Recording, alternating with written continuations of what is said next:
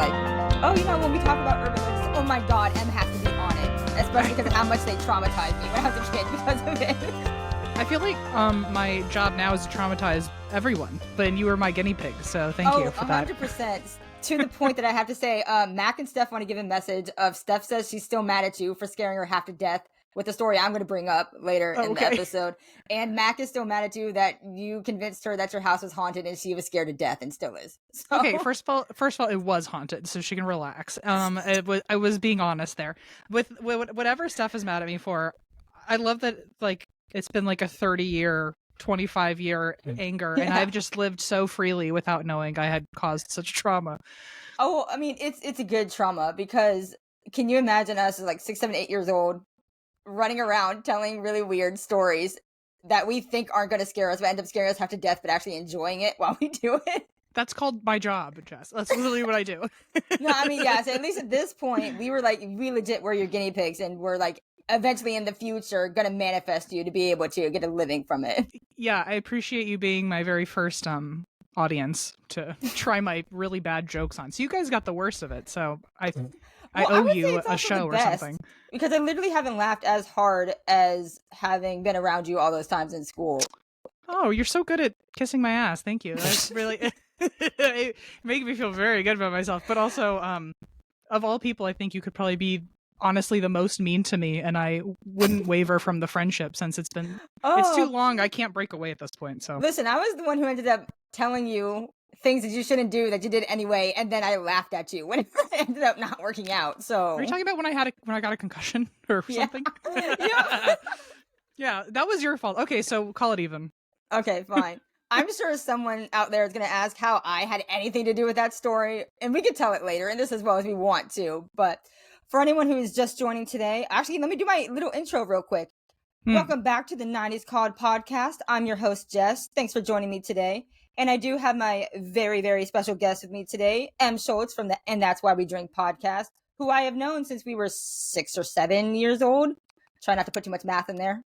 I think 5 or 6, and the only reason I know that is because I just went through my old memory box, but it was September 98, so you just turned 6. Yeah, I would say that's the thing, too, is that I always have to think of it as everybody is this age, and that's the age that I just turned, to be able to remember where we were at that point. But I do have them on the podcast today. They are the host of their own podcast. That's Why We Drink. If you want to give a little explanation as to what your podcast is for anyone who hasn't heard it, maybe. Yeah. So I have a true crime paranormal podcast we've been on for, I think, before the whole true crime boom happened. So I like to say we're one of the first, but I mean, at this point, I don't know how fun of a fact that is. So the irony of it is that I don't know anything about true crime, and my co-host doesn't know anything about the paranormal, and so we teach each other while teaching the audience, and it's supposedly also comedic, but while being respectful to survivors and victims. And so we, try to be good educators and while also being lighthearted storytellers, and we drink at the same time. And we drink at the same time. Thank you. Did you bring anything to drink today? I'm drinking a mocktail, which is all I drink because I don't drink alcohol. The irony of you don't know how many times I've gotten the line, like, you have a podcast called And That's Why We Drink, and you don't actually drink. It's I'm drinking a half Sprite, half pineapple juice with I did a pump of vanilla and some grenadine. And it's kind of like a Shirley Temple and a pina colada mixed. That sounds great, actually.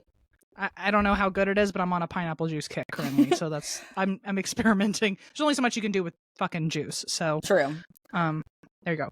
Well, I've got water today. Otherwise, had I thought about it, I would have definitely done Sunny D, because I drank buckets of that when we were kids. I feel like this actually gives a bit of maybe it's too old school, because I know we're talking about the 90s. This feels a little 70s, but this tastes like Tang a little bit. Ooh, Tang was disgusting. I know. I thought it was disgusting. Now that I'm second guessing my whole drink, but whatever. All right. If you had, were you a Sunny D person? I feel like you were a Sunny D person, but were you Sunny D, High C, or Capri Sun?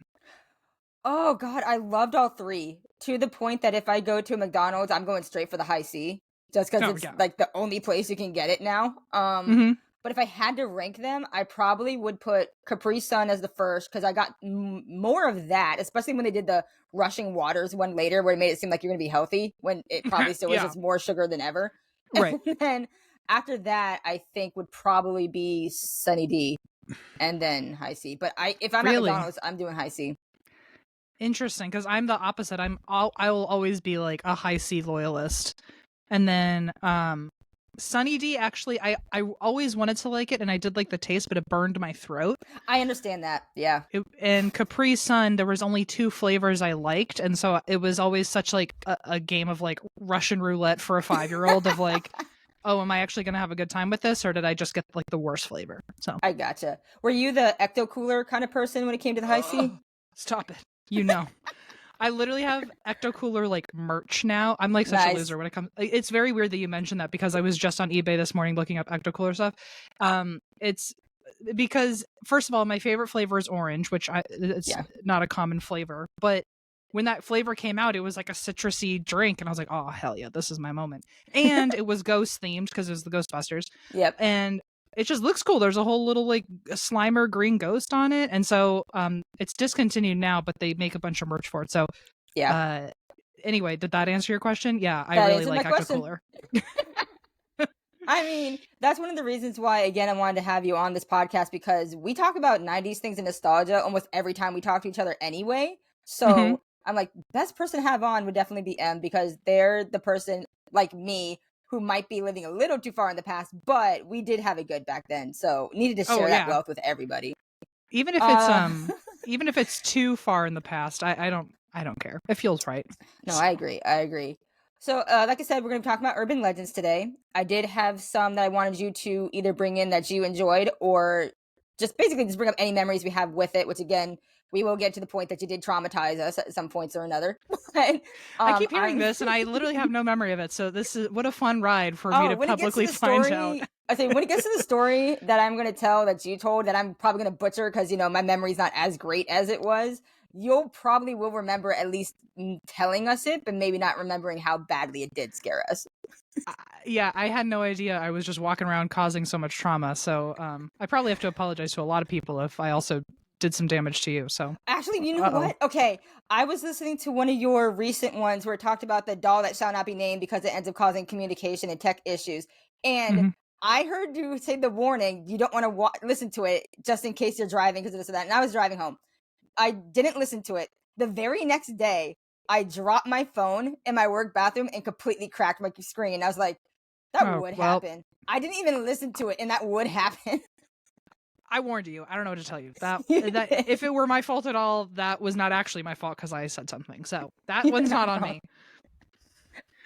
Okay, so we're going to start out with going into a little bit of the history of urban legends. You probably are well versed in this. So if there's anything you want to add, feel free to jump in. But we are going to start with that, and then we're going to start talking about the ones that we heard a lot during the 90s, and then go on from there. Dope. Alrighty. So urban legends can also be called urban myths, urban tales, folklores, and they're pretty much just stories and campfire tales that are spread around as being true or happen to a quote-unquote friend of a friend or a family member. Usually they have some sort of a scary or funny or cautionary element to everything. Primarily, urban legends are told through word of mouth, but as the years went on, especially through the 90s, it ended up getting spread through any sort of media, including newspapers, apps, email, which is pretty much what chain letters are, if you want to throw that in there as well, and also social media. There's been a lot of urban legends that have continued to go through to modern times, which slightly surprised me, but didn't at the same time, just because it's kind of like a joke that you would tell. There was even a point where I was at work and I heard a kid say the same joke we said when we were kids, saying, hey, what's your name? And they say their name. It's like, what color is the sky? Blue. And it's like, what direction am I pointing? Up. And then it's the person blew up. And as kids, we thought it was the funniest thing ever. And I watched this kid crack up laughing. And I was like, that's not funny for one. And for two, I thought that was funny when I was a kid. How do they still know these jokes? Yeah, it's like they've got now it makes me feel like I'm in weird uncle territory where like someone our age told the kid that joke. The only reason it got passed on is because someone was like, want to know a really stupid joke? Yeah, exactly. So then that's what ended up getting me thinking about urban legends as well, because you want to kind of put it in the same wheelhouse. You can kind of say that some jokes are urban legends as well. But urban legends were first used by folklorists, first appearing in print since 1968, which I had no idea that was even a thing. Like, I thought it like suddenly came out of nowhere in the 90s for us, because, you know, kid brain, everything is like kind of centered around you. You don't really Right. think it has anything. Your teacher just sits in a else. closet until you come home or whatever. So until you come back Right. to school. So, like I said, a lot of urban legends are usually termed as cautionary tales. So, some of the more popular ones that, of course, we've heard of would be like the Hookman, um, the person in the back seat that's going to try to kill you, and then the high beams come up, and then the Hmm. person ducks back down. Mikey, who died apparently after drinking Pop Rocks and Coke. Stories like that. Some are humorous. More of the ones that we heard, though, were ones that are more scary, which then makes me realize, and what I would bring up to you as well, is that it seemed that everywhere in the 90s, people were trying to scare us half to death, because we had all those urban legends. We had Are You Afraid of the Dark, Unsolved Mysteries, which technically wasn't that scary, but, you know, kind of was at the same time. Beyond Belief, Fact or Fiction, which I freaking love that show. Oh, I Courage the forgot Cowardly about that Dog. show. Oh, it's so good, though. And then Courage the Cowardly Dog and things like that, that on a daily basis were meant to scare us silly. Yeah, that show, I think it has like 11 Emmy awards or something. It was like, I Courage? was like, yeah, Courage the Cowardly Dog. It's Oh, like, yeah. like very renowned for like having a lot of awards for being such a good show. It's a good show, though. Scared me half to death, but it's a good show. It still scares, but it doesn't scare me, but later there's some shows where I forgot how it ends, and when I'm watching the episodes again, I'm like, oh my god, how does he get out of this? It was also just really unsettling, just the way that the animation was too. Like, I specifically remember the spider episode with the Cats Motel. Mhm. I still cannot watch that episode. Watching the spider go frantically pacing towards the screen, I'm like, nope, change the channel, change the channel. Yeah, I wonder what was going on the era before us, because I mean, I feel like right now there's a lot of reboots because all the 90s kids grew up and are now just writing content they want to see, which was their old stuff. Exactly. And I feel like the writers when we were kids had to have been born in the 60s or 70s, so maybe it's because they were living through like the serial killer era, or because they were Stranger Danger and everything. Stranger Danger, like the PSAs about where your kid is. Like maybe the maybe creepy voice going along with it. Yeah, exactly. So I don't know, maybe they were going through some of their own stuff and it was like, okay, well, or I don't know. This is its own urban legend. I don't remember where I heard this from, but I heard one person say that it was the people who ended up writing shows, they either were or grew up with people who were in like the war. Like they grew up like, and so maybe they were just coming up with really scary things. Maybe they knew someone who had like really bad like PTSD or shell shock, and I don't know, but there's a lot of dark reasons for why the inspiration for so many shows would have been something so creepy. I mean, that even goes back to, if you want to think about it, like mythology and how everybody was like telling those stories orally and got passed down over the years, so now we still know everything about that. But then it's also like how Frankenstein was written. It was told orally as a story first and then written down and then ended up becoming a big thing. So I'm sure there's some, like, it just makes sense. If we didn't have internet and everything that we have now, the only way you kind of entertained each other was by telling stories. So who knew how true it was, where it's like, oh, this one person was potentially murdered by a drifter, but they changed it over the years to saying, oh, they were murdered by their parent and stuffed in the walls or something. Yeah. The game of telephone through generations is wild, because all it takes is one random detail to shift and then like the whole story can change. But yeah, no, I grew up with a very super duper helicopter mom, and so the urban legends I heard in my own home, the moral of the story every time was that the kid died because they didn't listen to their parent, or because they thought about doing the wrong thing for a second. So maybe sometimes it's just like they're cautionary tales just created through like individual families. I don't know. I mean, that goes into one of the more popular ones we heard of the 90s, which still goes on today, where it's that you don't want your kids to eat any of the Halloween candy until the parents go through it, because you don't know what may or may not be in it. Urban legend being that people were poisoning candy, which technically isn't true, because what happened was there was you might have talked about this on your podcast at some point. There was a guy who was trying to claim life insurance on his kids, so he put cyanide in his kid's Halloween candy, but Oh, killed his son whoa. and a neighbor instead of his son and his daughter. And then it ended up being traced back to him, which was then Nope. eventually Didn't know starting the that. urban legend. You didn't? I Oh, did okay. not know that. I learned that maybe 2 years ago because there was a documentary that I watched where it was talking about the urban legends that we all knew growing up and what actually may have spawned the urban legend. Mm-hmm. There. Well, also when we were kids, we went through that anthrax scare, and so that was a True. fair-ish argument. I kind of like judge the adults who really fell for the like, oh, people are putting drugs in our candy. I was like, as an adult, nobody is doing that. Like Mostly because I want as to eat an the adult. candy, so why would I poison it? And also all my friends don't want to share their pot with someone who's not going to appreciate it. So like Exactly. no one's putting just random leaves of weed in your chocolate like that. It's And how would they even do that? Are they breaking into like Nabisco and Nestle and like fucking sacrificing their own stash to maybe put it into a child's system and they won't even get that high? Like, it doesn't make any sense. I mean, the other And thing too so is like, what would the payoff of all that be? It's like, oh, a bunch of kids are dying all over. What's that going to do? Like, yeah, you don't even get to watch it. Like, I'm assuming if you're going to commit that crime, you want to see it play out. Like, yeah. and I At least mean, that's how my mastermind brain would work. like the closest thing, I wonder if it was like a spin-off, like spillover from conspiracy theorists, and not even conspiracy theorists, by the way. Like, this stuff feels pretty true that like they're, Mhm. I mean, it's fact that they're putting a lot of shitty chemicals in our food. Like, Oh yeah. and I could see someone like really overreacting and being like, there's chemicals that can kill you in the candy, which like, okay, there was like like cancer linked red dye in M&Ms. You're right. Yeah, But exactly. I feel like over the years it just turned into like, oh, someone's poisoning the candy when it was kind of based in truth at some point, and now it's just its own whole story. So Yeah. I mean, people are nuts, dude. You don't even know what they're capable of anymore at this point. So on one hand, I get it. If you're getting candy from a stranger, don't eat that. But if you're going around your own neighborhood, at least you have some sort of safety measures, I guess, in place. Because at least your parents sort of know the people who are going to be in your neighborhood. you know what urban legend I did always hear about, and I don't know if this one's true. I still get nervous about it for no reason. I have no backing. And I like, by the way, Google's free. I could figure it out today, but I just won't. The urban legend that there were dirty needles and or a snake in the McDonald's ball pits. Okay, see, I remember the dirty needles one because that's what I was going to bring up is, do you remember when we were being told, don't go to a movie theater and check your seat before you sit down because there might be a dirty needle there, or don't put your fingers in the payphone slot because there might be dirty needles there.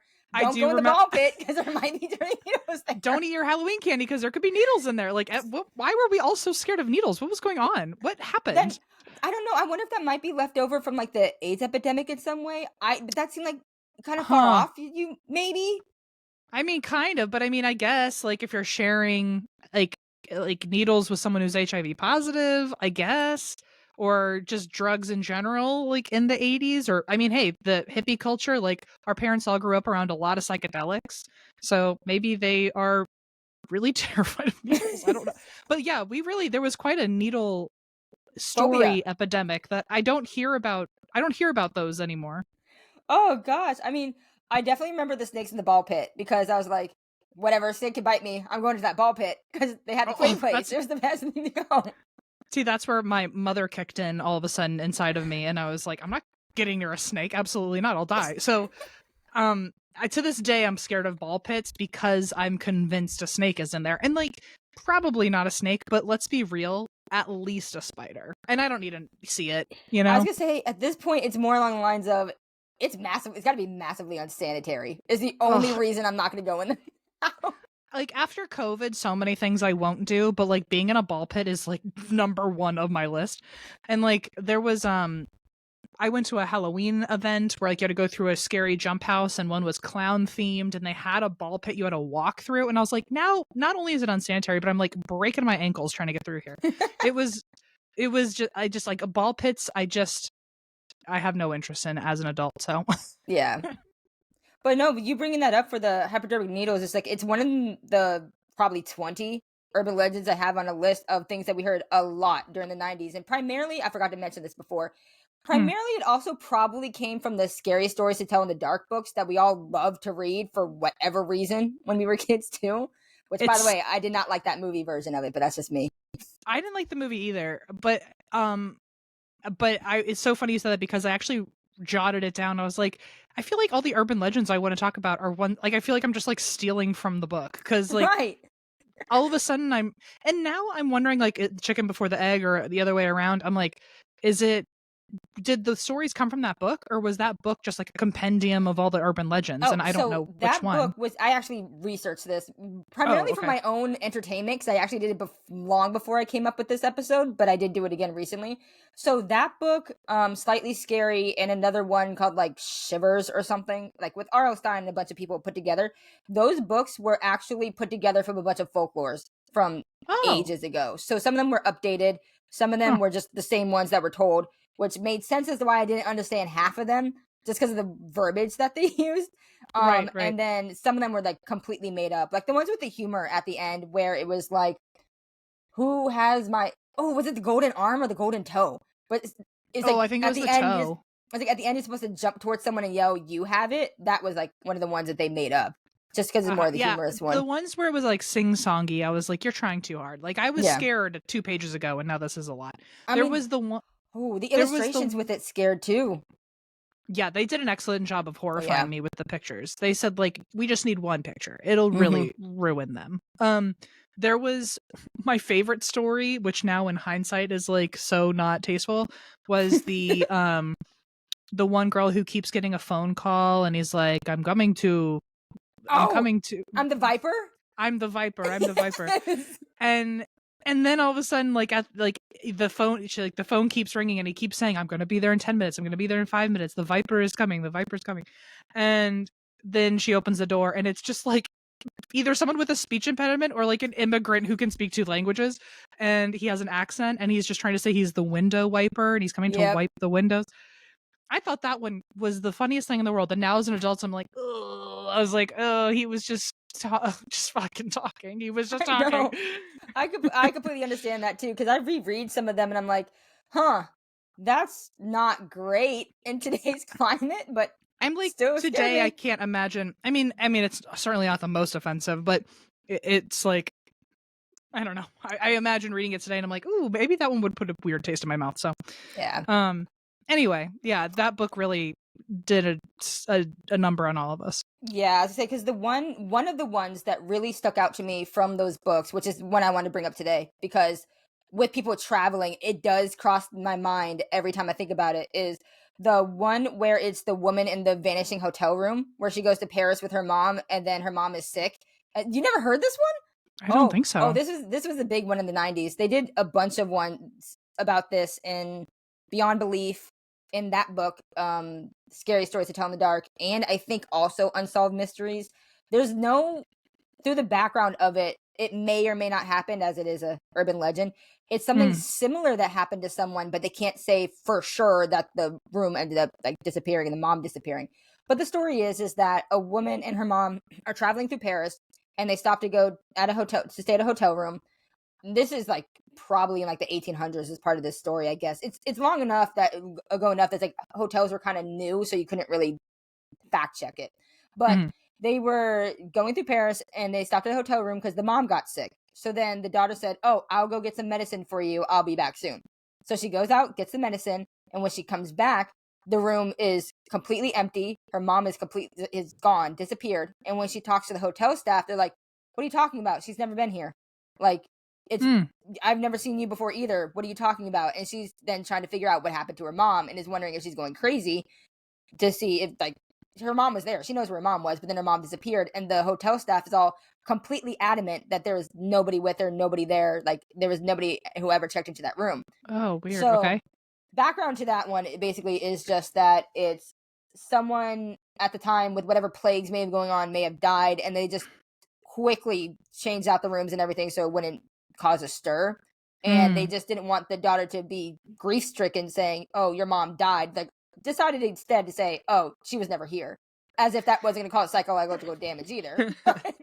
Oh my god. No, but yeah, I had never heard of that one. Oh, it was in one of the books, but yeah, that one sticks with me. One of the most because I am slightly terrified to disappear if I go to travel somewhere else. So I'm like, this is my hotel. This is the room I'm going to be in, and I'll have my cell phone. If I don't answer my phone, you can contact me this way. Oh, I have like a whole kit that I bring with me of like all sorts of door locks and safety measures.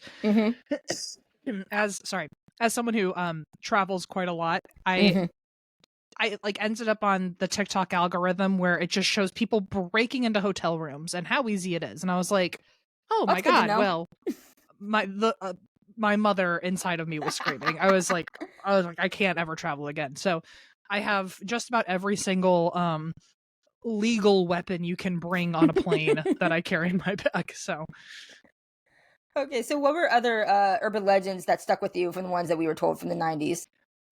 So I also had on my list the Hookman. I had the High Beams story. I had Mikey with the Pop Rocks. The other ones I had were that the killer that broke into the girl's house, and then when and she didn't know that anyone was there, but every time she kind of rolled over in her sleep, she would feel her dog lick her hand. Oh yeah. And then when she woke up the next day, her dog was like, this was like for sure trauma as a child. The dog was hanging in the shower, skinned alive in some stories, and was just bleeding through the shower. And then in blood on the mirror, it said humans can lick hands too. Like, yeah. What that the hell? Like, who wrote that? Who came up with that? I mean, in terms of it being a good story for a horror movie, because they did eventually do Urban Legends, the movie that pretty much just did every single urban legend you ever heard of in a movie scape. That was a great story for that. For a little girl who had a dog and was terrified of anything being under her bed, did not help me sleep at all. I am nowadays when I feel like, you know how even as adults, a lot of people are afraid to sleep with like a limb outside of the covers because like, I don't know, we all think like our sleep paralysis demon is going to yank us under the bed. I get worried that I'm going to feel something on my hand and I'm going to think it's someone licking me, which by the way is the most delusional thought I could have, because can you imagine someone actually breaking into your house, getting away with not being found out, and then just to lick you? Just to lick you? Like, that's the most... I have to at least assume they're like some confident narcissist who's like, well, I can get away with anything, see? And like, just wide tongue it. That's so gross. I mean, that's fine. That's slightly better than the stories I hear where people have it where there's someone living in their attic that comes down and eats everything when they like are gone. And I'm like, no, I would feel so unsettled by that. That's not even an urban legend. I mean, that's real. Like, that's happened to people, and it's so scary. Like, and it's so violating of like, it's violating in like such a different way, which makes it feel almost additionally violating, because it's like, I for some reason don't feel in danger, but also you know every intimate detail about my life, you know all the insides of my cabinets, you're touching all my stuff, and like I don't even know where it's just so weird. One of the other ones I had was that people, at least my mom, I don't know about anyone else in the world, but that I had to be careful when I got into any car by myself, because there was like a horde of people just waiting to slash your ankle. So that way, I remember that one. That way you would like, they would snap your Achilles heel and then you would fall over and then they could grab the keys and drive away. Which again, delusional in an adult brain, because like, who would get away? They wouldn't just slash your Achilles heel for a joyride or like to steal a car. Go all the way and murder you at that point. Yes, like just kill me. Like you might as well just like hide behind my car and kill me. Like it's not. And who was crawling under a car? I couldn't even fit under a car. That's like the other thing I was going to say is that if you think about it though, literally nobody can fit underneath unless it's a jacked up Jeep. Nobody can fit underneath a car. Yeah, unless your car is on a jack in the parking lot and you leave it there while you go shopping. Like, nobody is getting under your car. And also, I imagine, like, the physics of your hand and a pair of, like, shears to get your ankle at the right angle. But also, like, you only have a second because my ankle is getting in that car quick. Like, exactly.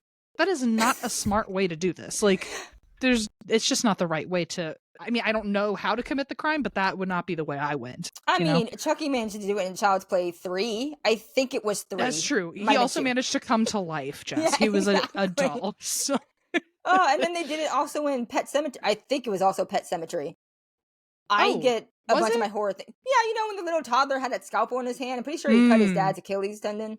classic, I classic. I get a lot of horror things mushed together in my head, so chances are I have seen it, and I might be transplanting it into another movie at some What ab- point. So. what about the one where this was at least big in my neighborhood, that if you were driving and you saw someone flash their head beams, Yes, the gang initiation one. it meant that you were like gonna get killed or something. Like Yeah, only if you flash your head beams back at them, yeah. it meant you were gonna get killed or So the something. urban legend with that one, and I think that one might have been the DMV area in general, was Hmm. that it was if you were driving on a highway or a stretch of road, but generally in the story it was a highway, and you saw a car coming the other way that didn't have their headlights on, and you flashed Hmm. them, they were supposed to then come around and kill everybody in the car as sort of a gang initiation.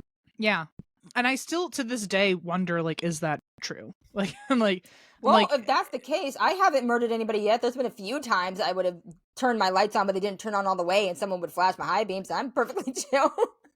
I mean, I do wonder if it's like an actual initiation though. And every time I pass a car whose beams aren't on, I'm like, maybe I don't tell them. Maybe I just let them figure it out on their own. Because what if it is a gang that's going to Yeah, on kill a me? very slight chance. What if that's true? I know. Which again is how I say this stuff has traumatized us, because my logical brain is going, that's silly, but the very very small spot in my brain is going, it might be true. Like the chances are low but not zero. And like Exactly. even getting in the car, like the ankle thing, I pick my ankles up real quick. I just out of habit at this point, Same because here. I'm like, today could be the day someone found a way to get under my car with like butcher cleavers or something. Exactly. And then also because we're also being warned of, if someone puts a flyer or something on your windshield, don't touch it because it might be laced with Yeah, drugs. And then it's like, okay, I literally can't touch any part of my car. I have to like slide in with right. my hands being up just to be able to do it. The older I'm getting, the more I'm freaked out when I see like videos of like how cars actually, like how people case cars, Yes. and Yeah. like that freaks me out. But like the ankle thing is not relevant. Like that one's not happening. The other one I had was obviously Marilyn Manson. So Oh yeah. Everybody remembers that one. To the point that which I like think it still is a rumor that goes around. I still think it's true. Honestly, if I were him, I would have just done it by now. I would have just Yeah. gotten the rib surgery, because like everyone thinks it anyway. Yeah. Might as well do it. Exactly. Um what was I gonna say? Oh, I was gonna say, you know what's interesting about a lot of urban legends is that in today's world, if you were to tell them, technology fixes a lot of them. So That's the like, thing that I was going to bring up too, is like, do you think we probably had it best when we were able to have all the urban legends and just scary stories to scare us? Because now we just have like creepy pastas of Slenderman and stuff like mhm. that. You also did have the 2016 clown scare, which Ugh. may or may not have been a thing. Then you have Charlie Charlie, and then you have Dear David. Then, of course, the internet rumors of, it did Disney make Frozen to not have it that Walt Disney was, the rumor of Walt Disney being frozen underneath Disney is there. And Oh, I didn't yeah, even it's think like about that all of one. that. It seems like, for me, it seems like urban legends got worse when social media ended up becoming a thing, because yes, you do have creepy pastas and you can still spread misinformation through social media and such, but it doesn't still have that same flavor to it, if you get what I mean when saying Well, that. I I wonder if it's because we have internet. Like when we were younger, you just had to take everything at face value, and Yeah, like there because was we were a bunch of no idiots. and there was also no research. I mean, your Yeah. best bet was Ask Jeeves, who, by the way, knew nothing. And so I feel like nowadays you can just look anything up and then it's been debunked, or there's a million YouTube videos to prove how it couldn't be real, or you could see a whole other side of things, and then you've got a debate going on. Like everything is so much more like fact checkable, that there's no creepy unifying experience of like we're all freaked out and no one knows if it's like the mystere is gone, you know? Yeah. And I agree with you, because, like, okay, so you know what Dear David is, right? Yeah. Okay, so I followed Dear David through the entire thing. And it was maybe to the point where it got the picture of what may or may not have been a dummy falling from the ceiling, where I was like, Hmm. okay, that's the point where I'm starting to not believe this. because Right. I was all for it up for the first few updates, and then after that, I was like, very skeptical. Can't Mm-hmm. say for sure. Yet, if you told me that story when I was 6, 7, 8 years old, I fully would have believed you. Well, I also think a lot of the just like how you said, a lot of the stories they're not that good anymore. I think it's because there's, like I said, there's internet to, I think with technology half the stories don't exist. Like when it Yeah. comes to like Marilyn Manson, like nowadays he wouldn't have to get a surgery to be able to like pleasure himself. He could just get a Yeah. sex toy. Like I mean, like there's so many, or like the head beams, and like there's someone in your back seat and someone behind you is putting on their beams to show you that someone's in the car. Nowadays your car tells you if like someone isn't buckled in. Like there's going to be sensors that go off in your own car that something's off. Like I think half the stories can't exist anymore. Even if we wanted to like rewrite them, we'd have to get really creative You're and not like wrong. work around like how the world is today, because now everyone's got phones and internet and stuff in their pocket. Like with the Hookman story, you could just Google, like you could just go on TikTok and every 5 seconds someone's updating you with the last sighting, so you would know where he is. And so it's just, I don't think it's possible anymore because there's no guaranteed trust that you just have to kind of lean into. That's true. I will say though is that, because this segues into my next point, is that also not every urban legend that we heard was even a scary one either. So like, for example, there was the urban legend that I was actually upset turned out to not be a thing, is that when we ate Tootsie Pops all the time, if you found the the native with the star on it, and you turned it in, you would get like free Tootsie Pops or something. That wasn't a thing, but we all thought it was because we were told it. No, it wasn't. See, I was upset when I found out because I legit thought it was a real thing. Oh my god, man! Now that got me. That one I feel bamboozled. Do you remember how many times we went around our classroom going, "Oh, we're eating a Tootsie Pop. Does it have the star on it? Can I have it? Does it have the star? Does it have the star? Oh yeah, I totally remember that. I remember those things. I remember one of you getting a star one time and it being like the deal, like the big deal of lunch. I was like, wow, you're gonna get a free Tootsie Pop. Which, like, by the way, they're a quarter. Like they were a quarter then. Like it's fine. I mean, with don't know what we now, were so excited about. With inflation now, that might be like $1.50 each. Because like, oh my god. I go to vending machines now, and just for shits and giggles, I'll push a button on a bag of chips just to see how much it is, and it'll be like a bag of chips, $1.50, and I'm like, do you remember when these used to be 50 cents? And I remember our vending machine at school was 35 cents for candy bars. You would spend less than $1 to be able to, or maybe even a little bit more than $1 to get candy, chips, and a drink. Remember when we now we're like, I gotta be careful because otherwise we're just gonna like tangent into like friends talking. Do you remember when we had dollar slice pizza at lunch? Yes. Oh, the dream. I spent way too much on that. No, you're really throwing me off with this Tootsie Pop thing. I had no idea. I mean, then we did also have the urban legends such as the, whether or not you believe it, the Bermuda Triangle, where everywhere we saw, it looked like the Bermuda Triangle was like a huge thing. And like we actually had to be worried about it if we were ever going to like leave the country and go to maybe like the Bahamas or something. Like, it's like the quicksand theory. It's like, where the hell is all this damn quicksand that I was supposed to be so scared of? So, I know there was we had a personal urban legend at our school. Which I don't know if it's an urban legend. I'm shoving it into that category. But as people who lived in the DMV, everyone's dad was a spy. Everyone's. Yep. Some of them were. Some of them were. But as far as I knew, all of them were.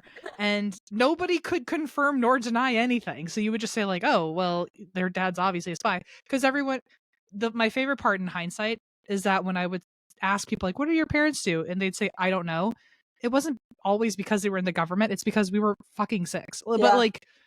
But then as we got older, some people still didn't know. And it's like, okay, well, obviously your dad's a spy. Like there's no other way this goes. Because otherwise for us, our brains were like, oh, so here's your mom dropping you off at school. So your mom is, in my head, everyone's mom was a stay-at-home mom. She's nearby. Yeah. I feel like if whoever was seen more was not the spy and the other one and then the parents were all like, so what does your dad do? It's like, I don't know. Yeah.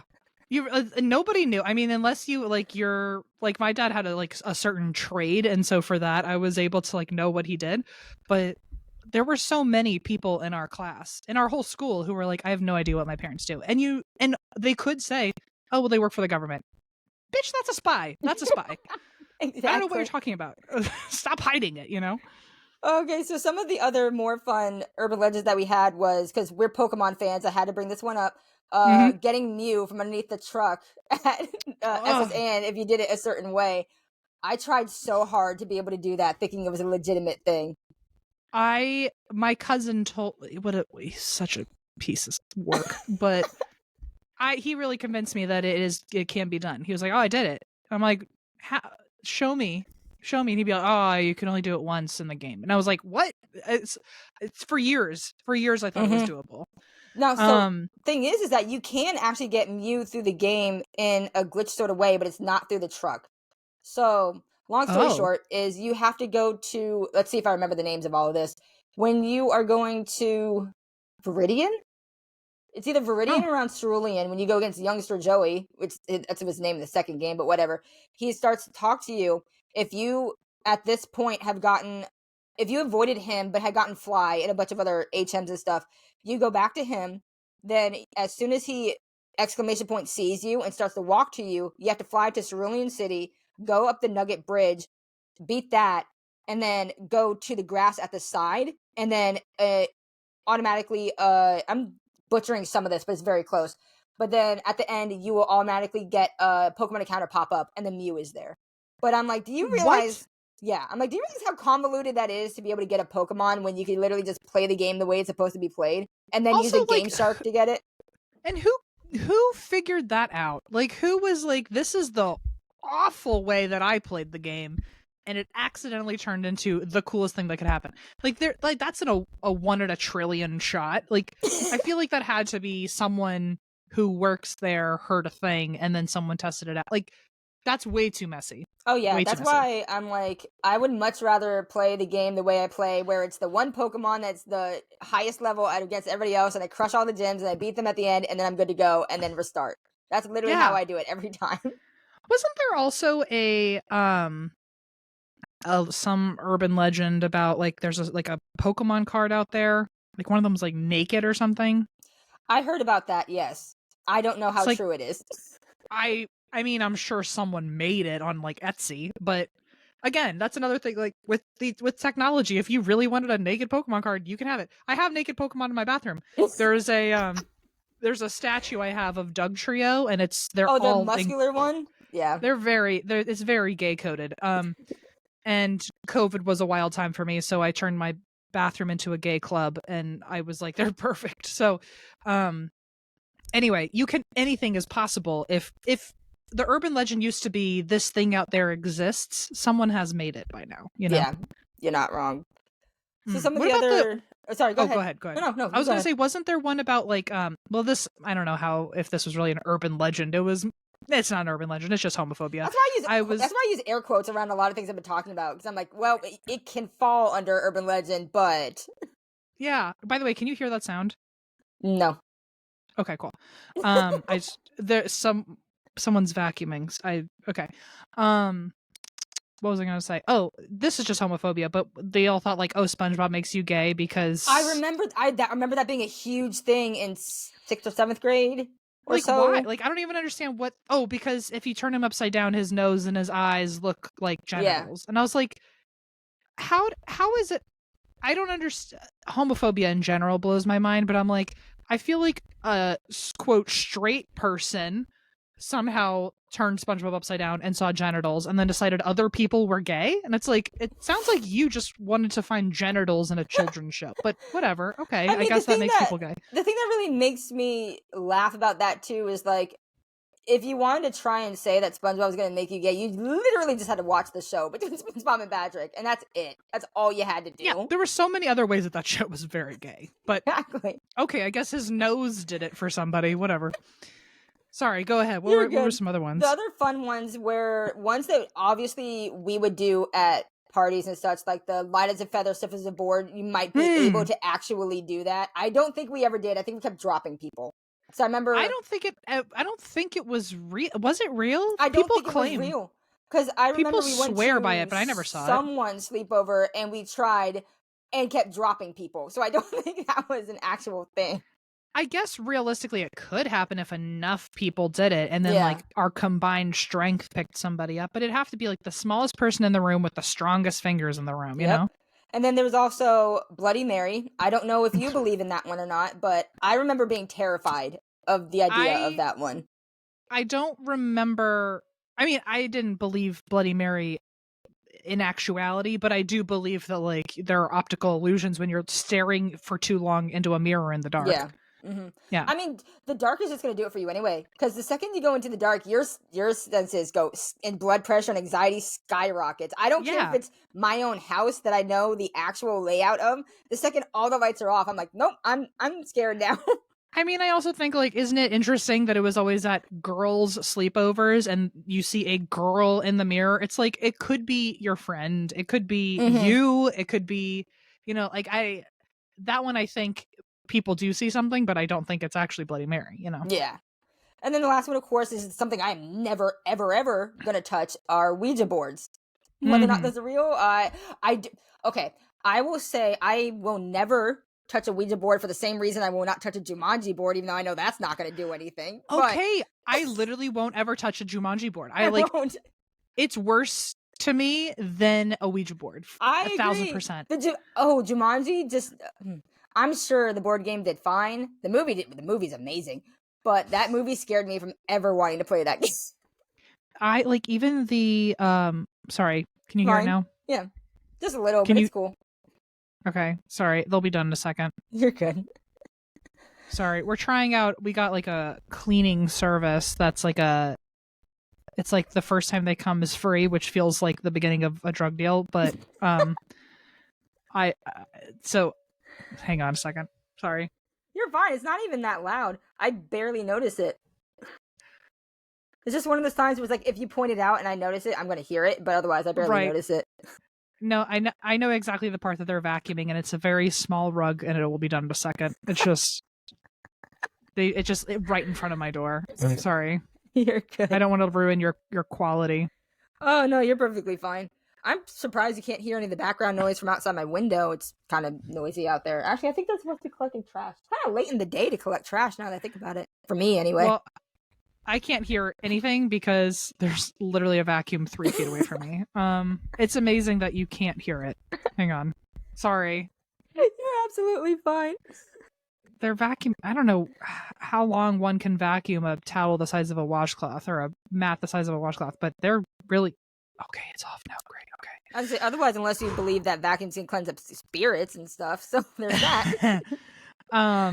We were talking about Ouija boards. Oh, Ouija boards for me are, I still won't touch them because I do believe in them, but I do believe in them. I do believe in them for sure. And even if they're not real and it's purely just like someone's intention that sets it off, that's already opening a door to things. And no. But like maybe it was because we were younger and therefore it was scarier and like we had like a whole movie to watch about it versus like just hearing random stories like a Ouija board. But the Jumanji board is truly terrifying. And so fun fact for people who don't know, I used to work in the movie world. I made props and I worked at the place that made the original Jumanji board. Wow, that's cool. They still have the original Jumanji board and they actually pulled it out and used it for the new Jumanji movies that came out. And they like made a mold of it. So that way the board you saw in the movie was literally a mold cast of the original one. But so they took it out and like I got to like I touched it and I felt like I was like dipping my toe in with the devil. Like I was like I want nothing to do with this, but also I have to take a picture of it on principle and I have to touch it just to say that I did. But it really felt haunted. It felt like there was so much heaviness to it. And I know I totally made it up in my head. I mean, but like I said, that's just the influence of all those freaking urban legends and everything that we watched as a kid, or heard as a kid, because it's just gonna sit and fester in the back of our minds and make it out like we're completely nuts. Where I'm sure there's a non-zero chance of it actually being a thing, so I'm not gonna attempt it. Yeah. No, it's I don't know what it is. It did the damage it was looking to do. So Well done to the writers there. Right, and I agree with you on Ouija boards. I will never touch one. if anyone even mentions Ouija, I'll be like, peace out, I'm gone. Like, it's not happening. You can do whatever you want. I am not staying here for this. But I believe in it. I believe that there are things that people are unwittingly bringing into our world. And the thing that really gets me is that if you were dumb enough to open that portal, why are you also dumb enough not to close it? You're not properly closing it. I feel like if you are not a practicing witch or pagan or Wiccan in some way and you don't know the ways to do it, then don't. I also feel like I have a rule because my friend out here is very into Ouija boards and somehow I get roped into things.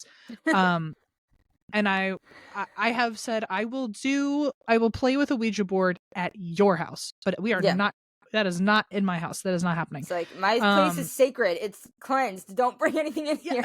Exactly. I literally have like moon water somewhere on this table, and I've got my rocks, my glorified rocks, and I'm like, and I've got a magic wand. I don't know what I'm doing half the time, but I'm like, I have good intentions. Nobody get near me. And but you know, I've got friends who want to play with a Ouija board. I'm down to play. If you want ghosts in your house, you have a great time. So, and then if it ends up latching onto me, I'm going to come back and haunt you because you did it, not me. I'm so obnoxious with the way that I close out a Ouija board because I know you have to say goodbye and you have to like make it very clear, like the door is closed. You go back to your place. I'm going back to my place. We are separate beings. And I really will just say goodbye 100 times in the next 15 minutes. I'm like, there will be no confusion. Do not come home with me. You are not welcome in my home. If you come back with me, I will kick your ass. I don't know how, but I'll do it. Don't come near me. Goodbye, goodbye, goodbye, goodbye. I'm so obnoxious. And so far it's worked. So I'm going to keep it up. That's good to know. Oh God, that's really funny. No, I probably would do the same thing. Again, I would not even go anywhere near anyone who decided to do that. And then the next day I'd be like, oh, so did you get haunted? Do you have a poltergeist now? What happened? Because I'm nosy and I need to know everything after. Obviously. But if it's anything that get me close to it, it's like, look, the black people die first. I'm not going to be the one who's going to be taken out. So. Did you watch that movie? Is it called Black People Die First? It's called The Blackening. Oh, The Blackening. My God, it is so good. I laughed so hard. Yes. I haven't seen it. I wanted to see it, and I was like, "Am I allowed to?" I know I'm allowed to see it, but I was like, maybe I shouldn't go opening night. Maybe I should just like let that be for like people that aren't me. Oh gosh, it's really ever good, since I haven't gone yet. Oh, you totally need to see it, and then report back because, like I said, it's really funny. Does anyone die? Yeah. Is it a white person? It's a white person, isn't it? Is that the plot twist? That's awesome. Okay. Well, the plot twist is more along the lines of why is everything happening. But yes, actually, I'll give a little. I don't care about spoilers. I'll spoil it a little bit. So one of the questions is like it says something because they're playing a board game to figure out the answers to see who's the blackest and everything, right? So one of the questions is something along the lines of name this show where it has 6 friends living in an apartment, blah blah blah. You think the answer would be Friends, but it's actually living single. It's living single, right? So that was one of them, and the one person shouted out Friends, and they're like, they're saying, what? Why would you think it's Friends? It's obviously living single, and then like disparaging Friends as it goes through. And then there's another part where I forgot what song it is, but I can even say to the point, I would get my black card revoked for this, is that it's a specific song in African American culture that everybody knows the first verse to. Nobody knows anything afterwards. That was a key point to it. So when my sisters and I were watching, we were just singing along to the song, and it says, sing the rest of it, and we all of us were like, oh, because we didn't know. Did you all go see it together? Oh, we actually we streamed it. Because cool. depending on we have it now where depending on the movie, we have to decide, do we want to see it enough to be willing to pay the movie ticket price to go see it? The urban legend coming out of our childhood is going to be that like people went to go to movies and like prices were reasonable in some way. Yeah. Okay, but that does segue me into, I don't know if you heard of this one, but I remember this one scared me because it did actually come from our area. I mean, other than where we grew up being completely haunted by Civil War ghosts anyway. This urban legend did come from our area of where we grew up. Did you ever hear of the urban legend of the Bunnyman Bridge? Yes. Okay. Through and through. Very, got it. very okay, intensely. So Bunnyman Bridge. I will give a brief overview of that one because if you're not from our area, I'm sure there's plenty of Bunnyman Bridges everywhere. But since this one was specific for our area, every bridge has a thing, it seems. Every like small town local bridge has a legend, it seems. Right. So pretty much it's kind of like the Hook Man, but the difference being is that if you went to this one bridge where for our area it was Fairfax, if you went to the bridge then and you waited a certain amount of time, a man in a bunny costume will come up and murder you with an axe. So why that scared me so badly is because that bridge I actually have seen because it's fairly close to my grandparents' house. Is it? Yeah. Is it as boring as I've heard? That it's like actually pretty unassuming? Yes, it's very, very unassuming. But as you can imagine, well, in daylight anyway. But as you can imagine, if you go there at night, your mind starts to wander. You freak yourself out over nothing. That makes it worse. But I was so traumatized by that story as a kid because I can't remember which upperclassman it was, but it was one of my brother's friends had told us the story and mentioned where it was, and then my brain immediately connected saying that's very close to my grandparents' house. So anytime I would go to my grandparents' house, I was then terrified thinking that a bunny man was going to come and murder me in my sleep in their house. So that area, I was like, let's stay away from there, please. I had I did a lot of stupid things as a teenager. But the one thing I always wanted to do was go to Bunnyman Bridge, and my mom did like not whatever beyond not allowing it was like it was her one hill she'd die on. She was like, you're not going to Bunnyman Bridge. And I don't know if it's because it was going to be really late at night, it was because it would be a bunch of 16-year-olds driving around in a town we don't know just to hide in the woods. Like I don't know what she thought was going to happen, but it's the one thing I never did, and I just so badly still regret it. At 30, I almost, you know what, when I go home maybe I'm going to make my mom take me to Bunnyman Bridge. I feel like it was this because the whole story was that the guy in the bunny suit, he was a patient at a mental institution, as and they while all are in all those stories, of course, and when they were transferring him to a different location, there was a bus crash and the door opened and all the patients kind of spilled out and scattered and ran away, and he chose to hide in the woods, and he lived off of the bunnies out there, and from the corpses of the bunnies he stitched together his own outfit to keep him warm, so he became the bunny man. And it's also said that like on Halloween, if you go, not only will you see him and he'll chase you down with an axe, but if you drive through the tunnel, when you look back you'll see a bunch of bodies like hanging off of the bridge or something really awful. And I don't know why my mom believed that enough to not want me to go, but okay. I always wanted to go. To this day, I want to go. I mean, the background to that is like in the 1970s, like early 1970s, late 1960s, there were people who were murdered there. How it ended up... were there? Yeah, there were. It was like how it ended up twisting into the Bunny Man story. I'm not quite sure. It's like we said before, little things get twisted here and there and then becomes a whole thing. So something did happen, but it wasn't necessarily a Bunny Man. So the people who witnessed, quote unquote, potentially witnessed the crime said, oh, there's a man in a bunny suit. If you told me, oh yeah, we were attacked by a man in a bunny suit, probably wouldn't believe you whatsoever. Like, you saw things, like, you were attacked, obviously, but you saw things, there wasn't a bunny man, like, I would whatever. be like, there's some, like, I'd be like, either you were crazed because you were so scared that you're coming up with things, or it has to be real because it's so ridiculous that how could you possibly expect me to believe that? Like, exactly. I hope you would only say this if you trusted me enough to say it. Right. Did your college have any urban legends? I feel like every college had like a rumor. There were a few. The two that I remember off the top of my head. Actually, I'll explain a ghostly thing that I saw happen, then I'll tell about the two urban legend stories. So there was one time where in my dorm, I am fairly certain the dorm that I was in freshman year actually was at one point a mental hospital. And I say that because when you come in through the front door, let me put my mic down so I can use both hands. So when you come in through the front door, the hallways to your dorm rooms branched out here, and here, as if it was like a medical wing. So you would go down one hallway and it'd be hall A, and there'd be rooms 101 to like 110. And then the next one would be hall B, same thing, hall C, same thing. And it was just really creepy in that it was spaced out that way. When you think of a dorm, it's usually like what looks like a house. It's just, right. Buildings on 4. So we had heard the story that in our hall, because we were in hall A, that there was a girl who ended up dying by suicide in the showers. And every now and again, the shower turned on by itself. We didn't believe it, because You hear that story all the time. I swear to God, or whatever you believe is up there, or whatever you believe in the universe, I swear, one night we were all hanging out in the lounge watching some movie, probably Harry Potter or something, and we all hear the shower turn on. Nobody was in there. Literally, all of us were in the dorm. Nobody else came in because we had the key card, so you would hear the key card open the front door, and it's very noisy in the hall anyway, so you'd hear everybody come in. Nobody was there. We were all up in the front. We heard the shower come on. Some people start screaming as soon as they hear it come on because, they heard the story. And then more braver people went to go and look. But when they went in to look, they heard the shower running, but there was no shower turned on. So it's like you could hear the cascading sounds, but there was nothing going. And then another night, it would be that when we're all supposed to be asleep, the shower would turn on and the shower was actually running. So then people would be getting mad saying, well, who's playing this trick? Who's doing that? And we're like, nobody has gotten up.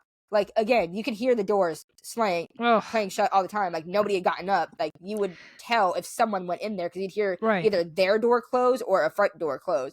So I 100% believe that bathroom was haunted. Like, there's so many hotels that I go to where they say that like the faucets will turn on and off by themselves, or like the toilet will flush by itself, or things like that. But it's particularly weird when it's only like the sound and they don't like they're only doing like they're mimicking sounds. That's always creepier to me than the faucet actually turning on and off by itself. Is that like it knows? It feels so much more intentional. Like whatever's doing that wants your attention and wants to freak you out. Like it's so much worse. So then the other two were, I'm pretty sure every college has this one as well, is where it was a student was having an affair with a professor, and when the professor didn't leave the wife for the student killed themselves, and then they ended up haunting like a dorm hall. So I think it was the music hall, and because it's always the music hall. And I don't know what the deal is over there. And it's that depending on how late you stay, you can hear someone ghostly playing the piano. I wouldn't know about that one because I never stayed in music hall because I didn't want to hear a ghostly piano. Fair enough. And then there's another one. This one I actually tried to see was a thing. I wonder if I didn't see anything because of the times of day that I did it. But there was a room on campus called the Green Drawing Room, and it pretty much was just a big conference room that had green walls. And there was someone who, again, died by suicide in there, where if you were looking at the mirrors that they have in the room, there's one at the back and one at the front. So everything's like, if you're staring at the mirror in front of you, you can see everything reflected both sides. If you count the heads of everybody in the room, there'd be one extra person. And I was like, I kind of want to see that one. So every time I had to go in there, I was not paying attention to what anyone was presenting or telling me. And I'm just counting heads. Of course. I never saw anything, but I know enough people who said that they did. But I think it's because of the time of day that I was trying to count. And usually the times I was in there was during the day rather than at night. But then there was one time I went at night where someone was doing a ghost story reading. And again, wasn't paying attention to what they were saying. I was just trying to count heads. I will admit that I did continue to miscount, but I don't know if I was miscounting because there was actually an extra ghostly spirit there, or if because I was trying to make it a thing. So I can't say for sure if that was true. Interesting. I would, because part of me wants to be like, oh, well, of course people have miscounted before, and like that would be the whole urban legend is just like human error. But then you're right that like it would, at the time of day, it would cast different shadows. So maybe there was like people thought they were counting an extra person. I will say that's how it was at your college? That was at my college, yes. That's what I remember for that. And then again, like I said, where we grew up, you couldn't not have some sort of a ghostly thing happen or heard about it from someone else at some point or another. Because growing up in a place that had so much history with the Civil War, there's bound to be some ghosts landlocked there somewhere. And you're going to see especially something. Where like we're known for like the bloodiest battle of the Civil War. So not to like, steal the limelight or anything, but out of all the Civil War wars, we apparently had the most ghosts come out of it. So I mean, there are times where my old house wasn't haunted, but there were times where I've heard things. I've heard my name being said, which literally could have just been some auditory hallucination. One of your 7 other people who lived in that house. There's that. There's a time where I heard someone saying hi, like clear as day. I heard someone say hi, and I was home alone at that point. So I'm like, I'm going to pretend I didn't hear that. And as long as you don't attack me, we are good to go. And then the story that I told you on your first listener episode of your podcast where I saw the demon dog, which I was telling you, I saw it. It was not my own dog. It was a demon dog. And how I'm still alive, I don't know. But I saw one.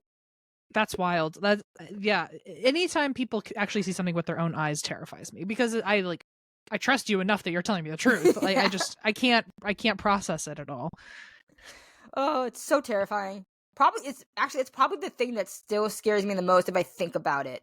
And listen, so this is the other thing that kind of gets me too is, from where we grew up, we had some interesting field trips that we went on. I remember one where we went to Stratford Hall Plantation. Why we went there, I couldn't tell you now, but we went to a plantation, so there's that. Sure did. I remember, and this might be why I'm kind of into this thing now, and like energies and stuff. I can actually legitimately feel people's energies. So if I'm very close to you, like obviously I'm very close to my sisters, but even if they're not family and I'm very close to you in some way, I can feel your energy to the point that if you're having a very bad day or a hard time, out of nowhere, I will feel it. And then I'll be like, let me check in on this person. And then I'll text them going, so this is going to sound weird, but are you okay? I just got a feeling. And they'll be like, I don't know how you did that, but I was like struggling through a lot of things. And I managed to scare people half to death by doing this. But well, it's like you've got twin telepathy times 2. Yeah. and then apparently it just keeps extrapolating to everybody else. So. Exactly. But I remember when we went to Stratford Hall Plantation, when we were there, I just remember feeling, and I clear as day remember this feeling. I just remember feeling very, very unsettled, which again, could have something to do with the fact that I'm Black and we went to a plantation. But I think so. But there are many points where we went to different rooms and I just felt incredibly unsettled by the energy that was in it. And I was like, I want to leave this room now. I can't explain what it is, but I do not want to be here. And didn't you actually sit outside at some point? Potentially. I feel like someone actually left. Can you imagine if it was a white person? Oh my God, that'd be so embarrassing. I don't think it was me, because I think I forced myself to sit through the whole thing because I have a pride thing where I'm like, I'm not going to admit that I'm scared, whatever. But but I genuinely remember. Honestly, I'm not to like fucking mansplain to you or blacksplain to you, but like, I doubt there's a single inch of that plantation where a good thing happened to a Black person at some point. So, but there was, I don't blame you for getting some weird vibes from your ancestors. There was some rooms where I was perfectly fine, but then other ones where I was like, I don't want to be here. I can't stand the feeling. I don't want to be here. And then, when we would go out and just start playing as a bunch of kids do, it's like, be completely gone. Wouldn't even think about it. So many years later, when I was like, remember when we went to that plantation and it felt weird? Yeah. Well, I mean, also, did your sisters also feel it? Yeah, 100%. I wonder if it's a you thing or Black people in general, knowing that the people before them like did not get to go on a fun little field trip, fun being but man, that's rough. I can't imagine the energy, like if we're talking like ghost wise or urban legend wise or anything like I can't. It's got to just be dark energy at that point, because it was either like really awful things being done to Black people or it was really incredibly abusive white people. So the energy was just bad all around. Like, I can't imagine.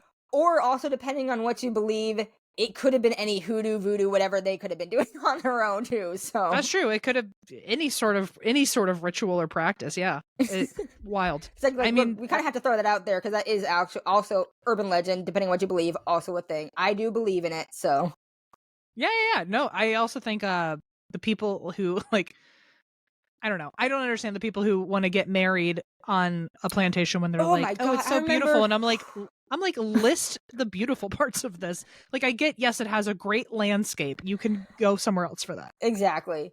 Oh, anyway, I remember how that. Anyway, I feel like I'm sounding performative, so I'm going to shut up. You're fine. Don't worry. But okay, so this is going to segue me into the story that you told that scared us half to death when we were kids. Other than the fact that we were 6, 7, 8-year-olds running around talking about the Child's Play movies and how we liked the murders in them and acting as if we weren't insane while doing it. So. Oh my God. Well, hey, there's no segue I love more than ha plantations. Anyway, back to what you told us as a kid.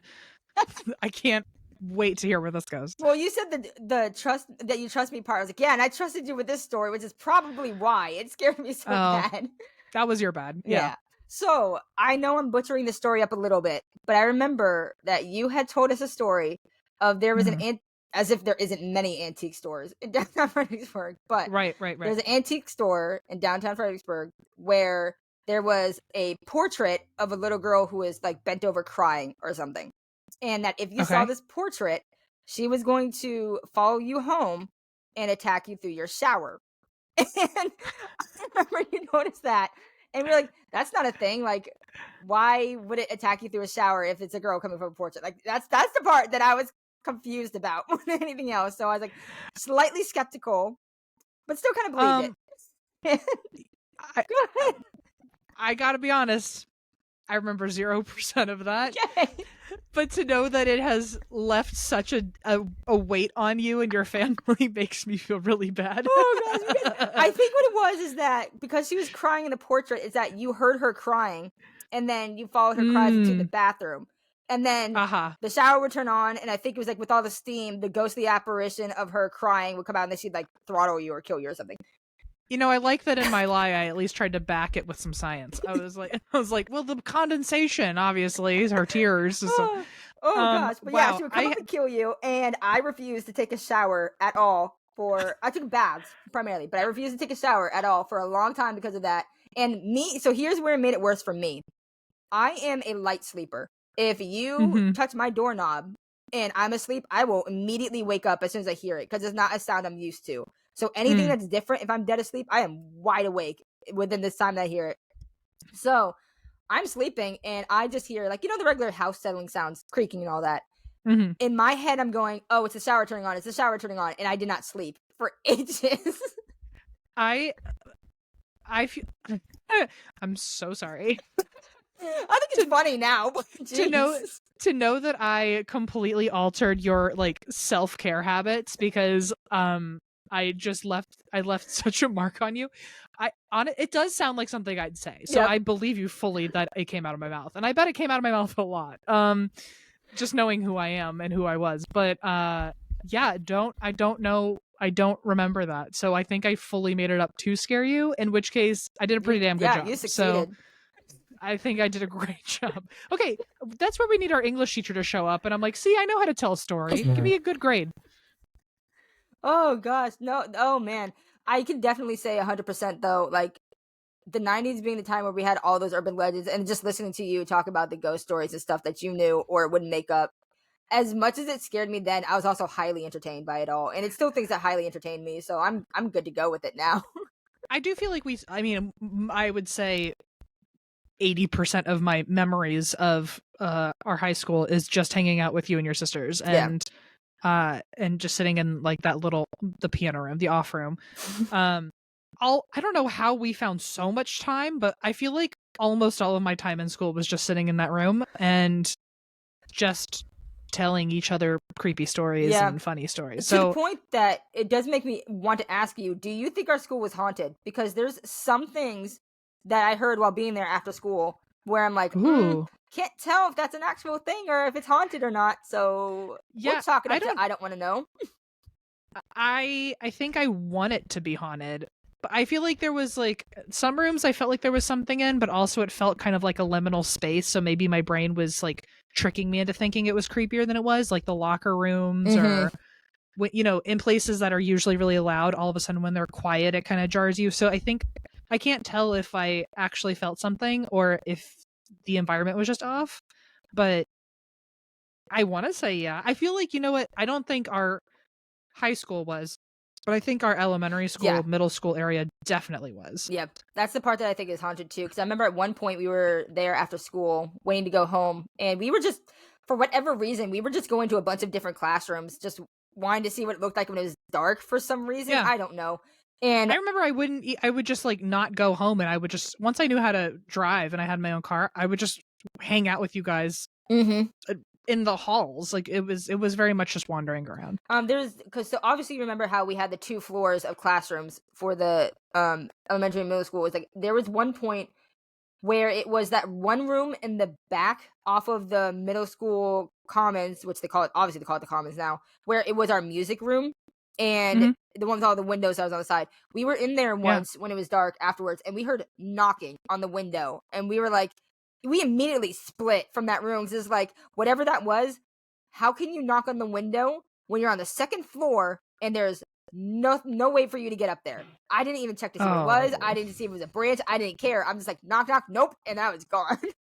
Do you think, because we never at that point, our school had never had any deaths except one. Mm-hmm. And as far as I know, were there more? I think there was two. There was two. One older teacher, and then older teacher. Yeah, it was. No, you don't remember those 3 trees that were planted because it was for Connie. Justin. I don't think Justin. I think that was after. It was Connie and I think 2 former / older teachers. I think is what they were for. Do you think the place was haunted by the teachers or anything like that, or do you think they were just former people that lived in the building? I think it could have been either former people that lived in the building, or it was another person who may not have crossed over from Civil War times and such. Like it was like, so I think that's called like the blueprint theory of like they're just reliving their own life in a space that isn't theirs anymore. Mm-hmm. I think I agree with you. I don't know if it was, I think it was someone who lived on the property before it was a school. What was it before it was a school? Wasn't it like it was a shopping mall? I thought it was an office building. I mean, looking at it, you could probably tell it was an office building. But I mean, like if you're talking about, I think it was like that, I have no idea what it was. Maybe it was an office building where like different shops rented out office space. Maybe, but I remember there being there was like a nail salon or a hair salon or something like that, and there was because remember when we were really little and it used to just be the whole high school, middle school, and elementary school were just on the bottom floor, and the top floor was offices. Yeah. And I remember there being a hair salon up there. I remember there was anyway, I think it's probably just people from like the 50s, 60s, 70s if there used to be a house there, maybe. Yeah, I mean, like, I don't think it would have been anything malevolent in any way. I just think there's probably something there. Yeah, it's something for sure. I also have a running theory. I don't think this, by the way, like I'm not like a super woo-woo, and maybe this is real, maybe it's not, but it's a fun theory to play with, is that in time travel, if there is such a thing as time travel, or even, you know, after you pass away, like time doesn't really mean anything and you can be before, after, whatever. People who haunt us now, you always assume they're people from the past, but maybe they're people from the future. Interesting. You know, like, so I always think like, oh, what's going to happen where someone who hasn't even been created yet dies, and in their timeline they come back to the past, which is our present, you know? Yeah, that's a really good theory. It's one of those things where, like, if you felt like getting really like stony baloney, it would be a great conversation piece. I mean, I might fall down the rabbit hole of this one, because as soon as things like that get brought up, I'm like, but what if? And then I'm just like looking through everything for it. The second time travel's involved, I'm usually locked in. Yeah. Oh man, it's like, but then it makes me wonder, who would want to come back to our time or come back? I guess this is like. But then I'm like, maybe it's like a Phil of the Future thing where they're like coming here on a field trip. Like, this is their version of a plantation or something. Like, it's like, here's a rocky period of time. We're here, and in an hour we eat a lunch and we're out, and we don't come back, you know? I mean, I just think of it like so it's like the comments people make with saying, whenever you see ghosts, it's always like Victorian era or something like way, way off in terms of fashion. Can you imagine seeing someone our age coming back as a ghost going like, what's up, bro? Yeah. Or when they say, like, there's that meme where it's like, oh, how come like we don't have any like Britney Spears 2007 era ghosts who are like in their plaid shorts dancing around? It's like, actually, that's a great point. Where are they? Like, how can we only get like old Victorian ghosts? Where did everybody else go? Yeah, see, I mean, quite frankly, I wonder that too. So then when it comes to like, let's say if they made a horror movie about that, I don't know. Honestly, I don't know if I would take it seriously. Can you imagine? It would have to be like a satire comedy where like it's clearly cheesy, cringy, and people are just leaning into it, you know? Yeah. Oh, I mean, if someone wants to do that, I totally am going to watch it, because that needs to be a story that's told, and that we can, and then we can turn it into urban legends to scare our kids. Yeah, and then I found an iPod. Yeah, something like that. I mean, at this point, actually, I bet you anyone who's 20, I will be generous and say 25 and under probably doesn't know what an iPod is. I feel like they've seen their older siblings have one. Mm-hmm. And that's as far as they got. Like I mean, I didn't even have an iPod until I was like 13-ish. And it had like the original like click wheel where you had to press every individual song. And then they had the commercial where people were dancing along to it. Yes. Oh my god, Daft Punk. I totally forgot about that. That's what everyone too. There were commercials that ended up promoting our iPods, excuse me, where iPhones now they sell themselves. I know, right? Like the fact that we used to have a phone and an iPod. Of course, I don't know how it didn't cross my mind at the time. Like one day they'll combine these into just one thing. Never even occurred to me. And now it's technically an iPod, but listening to music is like at the very far bottom of things I actually do with my phone. You know, true. I mean, I primarily listen to music when I'm at the gym on it, because otherwise I'm just doom scrolling probably. Yeah, it's just like music is like just the iPod part of it is just an accessory at this point. It just became a phone company, and that's it. I bet you someone somewhere online is going to say, why don't they separate the iPhone and our music player to be a thing? And then we'll be like, yeah, you mean the iPod? Right. Like we've done that. It's parts like that where I'm like, I understand that history repeats itself and like everything's going to come back at some point. But when people think it's a novel idea, I'm like, it's been done. Like, at least just check to see if it's been done before you say that online. Like, just check because you're about to get eaten alive. Well, I mean, it's like the 90s in general, because even like it's basically how I got the idea for the podcast is like everything comes back. It's all in cycles. Last couple of years, I'm like, oh, that's a very 90s shirt. That's a very 90s hoodie. That's a very 90s pant. Wait a minute. Yeah. Why is the 90s coming back so much? And then, oh, that's very 2000s. Oh my God. Yeah. Like, what's happening? I miss when it was like when the 80s look was in. I was all about the 80s look coming back. And you know what also blows my mind is when I think about like pep rallies and stuff. Yeah. We had an 80s day, and in my kid brain, I thought, oh, everyone has 80s day, including the people who were born before the 80s. Like, didn't occur to me that only our generation had an 80s day until now on TikTok, everyone's having a 2000s day. I know. Because all their parents are from the 2000s. Right. Like, and then I look at it, and then my first thought is, wow, did we really dress like that? And then yeah, we did. My second thought is basically the same question, but with a different inflection. It's like, wow, did we really dress like that? Because some of it I don't mind at all. I mean, some of it was atrocious, but a lot of it now is like, I got excited when you might have seen it on my Instagram, where I had some pants came into my store that were the like 90s pants, the exact same ones I wore in middle school, except now my size, where I was like, I need those pants. They were the same ones I had then. I still get complimented on it when I do specific 90s like outfits now. And I'm like, yep. Oh, really? I did it well then and I do it well now. I'm good to go. You know what I'm waiting for to come back is inflatable furniture, because that never aged for me. Didn't you? That was it? Always a classic. Yes, of course I had it, and now I need more. Say, like, I'm 90% sure you had a good amount of inflatable furniture. I did. I had one that was fur laced. Oh my god, game changer! It was there, and now when I think about it, I'm like, it was just pool floaties in your home. But I don't care. Like, I want it so bad. Actually, you know what? I'm gonna go I think I'm actually gonna go on eBay later and maybe buy something on principle. Just to honor this conversation, I think I'm gonna get like a $10 inflatable chair and then pop it the second I sit down on it because the plastic's old. Not to mention, that stuff probably made you very sweaty, too. I didn't even think about that. Well, I was always wearing a sweatpants. So that's true. That's true. I was just thinking about, like, if I'm on a pool floating, how like it made that obnoxious sound when you would like rub your arm around it because it had water on it too. And I'm like, if I'm just sitting on that in shorts, I bet I would be sweating very much. And also, the older I get, you know what? Now we're turning ourselves off of this. But as the older I get, the more like sensory overload I get easily, and the idea of the squeaking. Oh, never mind. I don't want to do it anymore. Just bum myself out. Well, sorry about that. Maybe this will cheer you up. So I did ask you to pick a year that I'm going to reveal to you why I did that.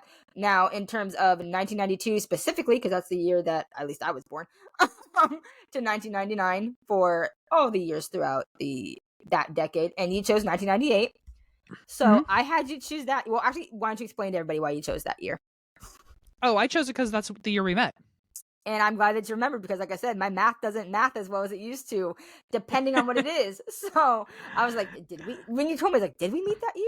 So I had to mentally calculate. Yes. Like, yeah, we did. Anyways. It's your year plus 6, right? Because you're 6 years old in first grade? Exactly. So I had to choose a year because I want to do a bit of a trivia fun fact on this day kind of thing. So we're talking about on this day, that's December 12th, 1998, what the world was like at the time. So okay. The two most popular baby names at the time were Michael and Hannah, which, yeah, I mean, I don't think I would choose those names nowadays, but I'm also not the kind of person to want to jump into the Braden Caden kind of thing. But there's that. Yeah, I feel like I was not expecting Michael. I feel like I was expecting like Kyle. Well, the names on the list from 1 through 7 were Michael was number 1. Then you had Jacob, Matthew, Joshua, Christopher, Nicholas, and Brandon. And we had like 3, I'm exaggerating a little, we had 2. We had like 3 Christophers in our class. So yeah, and we had a Brandon. Yep. And we had a Matthew. And then for girls, it was Hannah, like I said, was number 1. And then Samantha, Sarah, Ashley, Alexis, Taylor, and Jessica, which is not surprising because my name was the number 1 girl's name for a very long time throughout the 90s. Mine too. Yours was 80s and 90s. Yep. I think mine kicked your butt a little bit in the 90s and then you came back again. Yeah, and that's where you got to the point where nowadays where people are like, oh, what's your name? It's like, oh, my name's Jessica. I prefer to go by Jess, but it's that. I'm like, yeah, it's probably the most common girl's name I hear.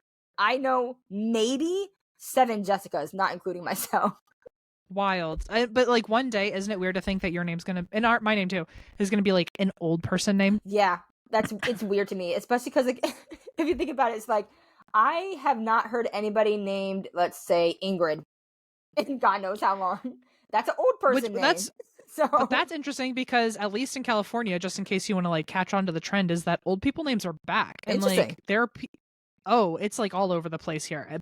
Everyone's baby is named something my grandma's friends were named. But a baby? Like named Ingrid, but a baby, can you see that though?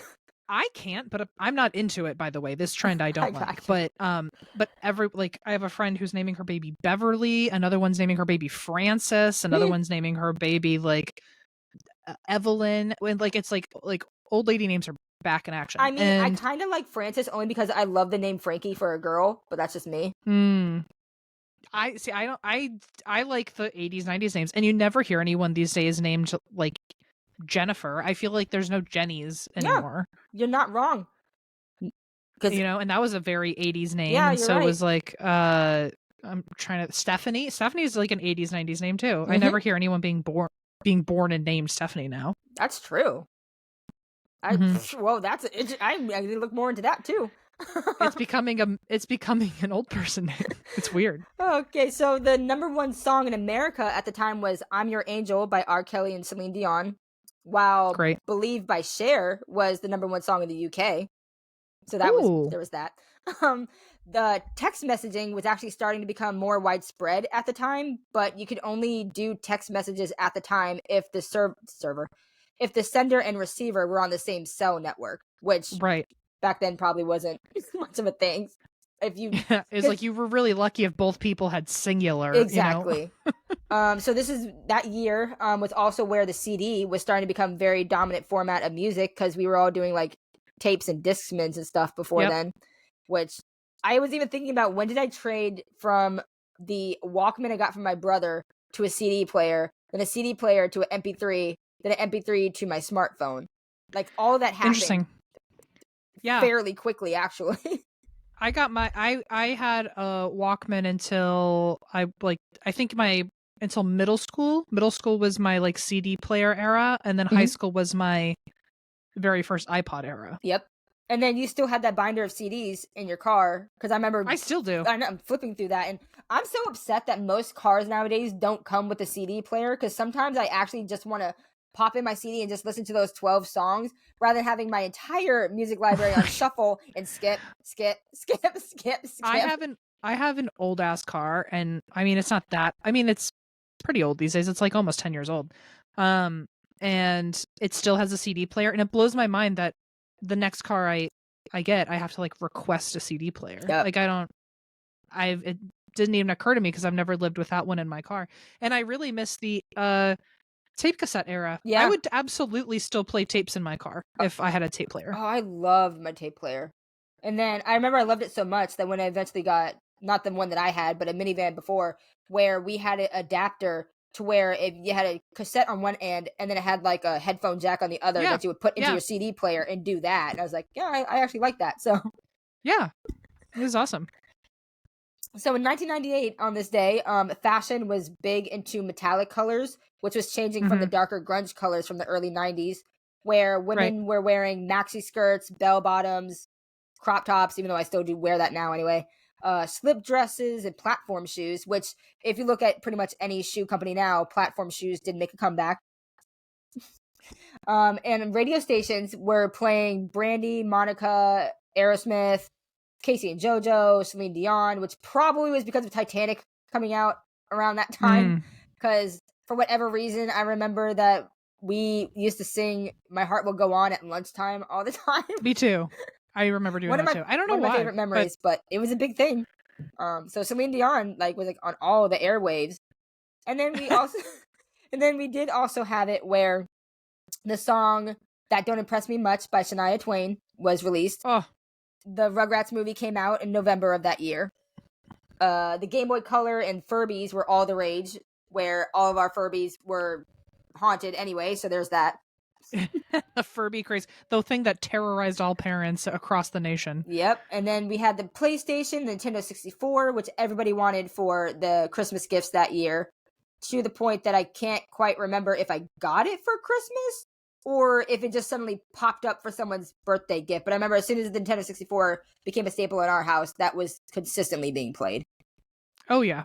And then some of the more popular shows that were being aired at the time were things like Sex and the City, Buffy the Vampire Slayer. On the kids' end, it was like Powerpuff Girls and Wild Thornberries.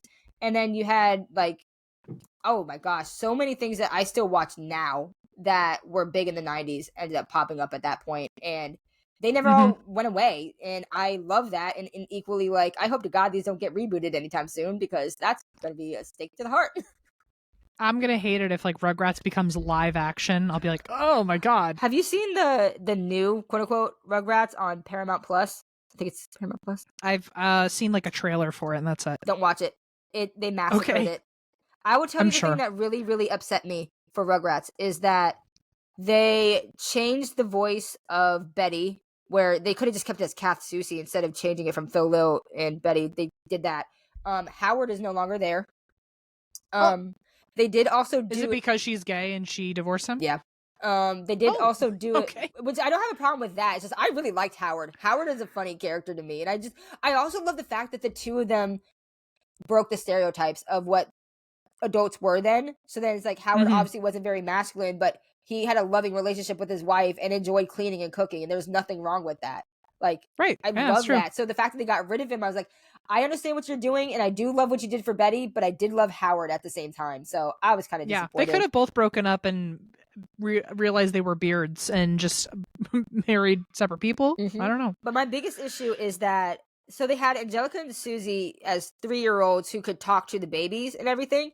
They made it that Susie is now 2, and she can't converse with Angelica because Angelica almost completely cannot understand anything of what the babies are saying. And I'm like, you literally ruined the point of the show if you don't have that bridge between the adults and the kids with Angelica not being able to understand what they're saying. But then you also took away one of the best characters of Susie, who was a foil to Angelica, to then make her one of the babies. I did not like that at all. Yeah, at all. It's honestly, let's be realistic. Susie is one of very few Black characters on that show, and now it's infantilized her and take her whole thing on the original Rugrats was that she was an advocate for the babies. Yep, she was the good, Angelica was the bad. Whatever. Okay. Well, yeah, I won't watch it. Yeah, don't. So. I gave it a shot, and I went in with an open mind, and then I came out with it going, nope, the 90s Rugrats is where I'm going to stay. I'm good to go. Yeah. Sometimes things just don't need to be touched. Exactly. So I'm going to Ooh, we've been talking for a good amount of time, good enough for a really long podcast. So, Oh, God, I didn't even notice. Okay, cool. Yeah, we'll close out. all right, Okay. so we're gonna close out. I'm gonna ask you, because you're gonna be the first person I'm guinea pigging this with, as well as you were the first person I guinea pigged the On This Day segment with. Is I want you to finish this sentence. You know you're a '90s kid when. Oh God. Okay. Oh man. When half your room has ecto cooler merch in it. Oh, that's a good one. Oh, thank you Yeah. so much for joining me for this episode today. Yeah, thank you for having me.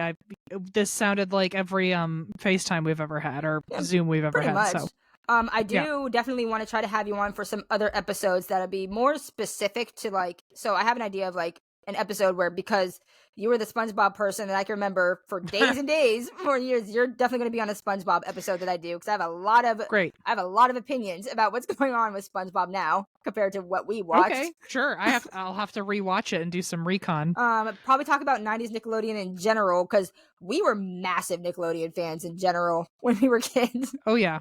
I don't know many people that weren't, but we were. I don't know people who weren't. I mean, if they weren't, I judged them. So exactly.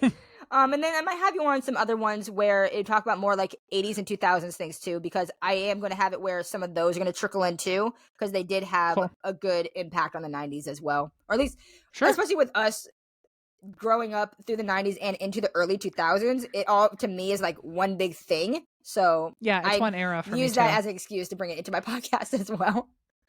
Sure, yeah, totally. Let's do it. All right. So, did you want to shout out your podcast, let people figure out where they can find you and everything? Oh yeah, sure. So my podcast is And That's Why We Drink. We also have a show that has been discontinued since, but it's still worth listening to on Spotify, called Rituals through Parcast. Our handle is ATWWD Podcast. And my personal one is the M. Schulz. We also have a book called The Haunted Road Atlas, where you can get it at any bookshop that you usually get your books at, although we support small business specifically. Also, aren't you about to, I mean, by the time this airs, it's going to be in mid-January, so you will be, but aren't you about to go back on tour too? Yeah. In January, I'll be back on tour. Yeah. So if you're in the U.S., look for us if you're interested in seeing me do a little ghost hunting. So... Oh, I still really need to go to one of your shows. We did plan on going before COVID hit, and then after that, like, scheduling and the world fell apart, and we're still trying to go, because we enjoy listening to your podcast so much. Like, we're always going, have you ever listened to this one podcast called And That's Why We Drink? Yeah, our friend M does it. You should listen to it. Thank you for being my on-the-ground PR team. We have a show in DC on the 13th, I think. So okay, definitely gonna try and get to that one, because you can come to that. If it's a Sunday, I'm pretty sure I have the day off, so we should be good to go. Cool. All right. Well, thank you for having me. Oh no, I loved having you. Like I said, I'm gonna have you on as many as we can, and it's always good to be able to catch up through this too. So sorry to the people who might have gotten bored on some of the conversations that didn't have to do with urban legends, but it happens. It was when you have personal. Friends on. Yeah, exactly. Okay, so for everyone who has listened to my podcast for a while, when this airs, this is a new thing I'm going to be announcing to you all. I do now have a Patreon that's going to be going to this podcast. It is going to be free for majority of it, but the other part's just going to be right now just $2 a month, where you can chat with me about different 90s things, so we can discuss and debate what you did and didn't like about the 90s, or if you felt, for example, were Furbies all the rage, and were they actually haunted? Because I will go on the side and say, yes, they were. But I'm pretty sure a bunch of them will say, no, they weren't. And we were just a bunch of scared little idiots for no reason. So I do have that. And then, all my socials that I don't quite promote, because you can do whatever you want with it. I've got my Instagram, my email, my Facebook. Follow all that if you want. If you don't, that's cool too. But thank you so much for going on. And thanks for everybody who is listening to this or watching it if I put up the video. Have a good day.